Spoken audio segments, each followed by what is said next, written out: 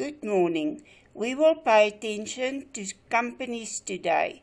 First of all, it is very important to distinguish between authorized share capital and issued share capital. In this example, the company has an authorized share capital of 1 million ordinary shares.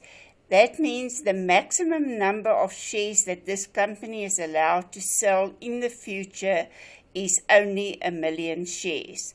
The authorized share capital is never used when we do calculations for dividends, share capital, the issue or the repurchase of share capital. The only place where you will ever do anything with the ordinary authorized share capital is in the note. For capital, you will make a note that 1 million ordinary shares are allowed to be sold.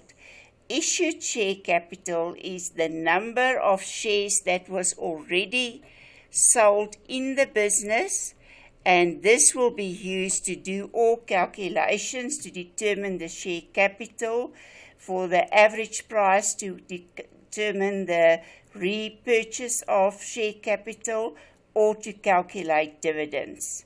In this case, the business issued 400,000 ordinary shares at R2 each to the shareholders. The shareholders are the owners of the business. They provide capital to the business in the form of shares. So they purchase shares in the company, and in that way they provide the capital. So in this case, the capital provided was 800,000.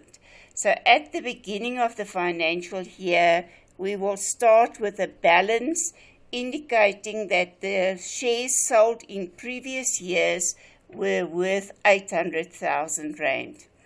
On the 15th of August, they offered 100,000 ordinary shares at R2.50 each. When they offer shares, there is no entry, because this is like an advertisement. They tell people that they are going to sell 100,000 shares at R2.50. On the 31st of August, we receive applications for 100,000 ordinary shares. When we receive applications, money must come with the applications. So now something happened in the business. We received the money.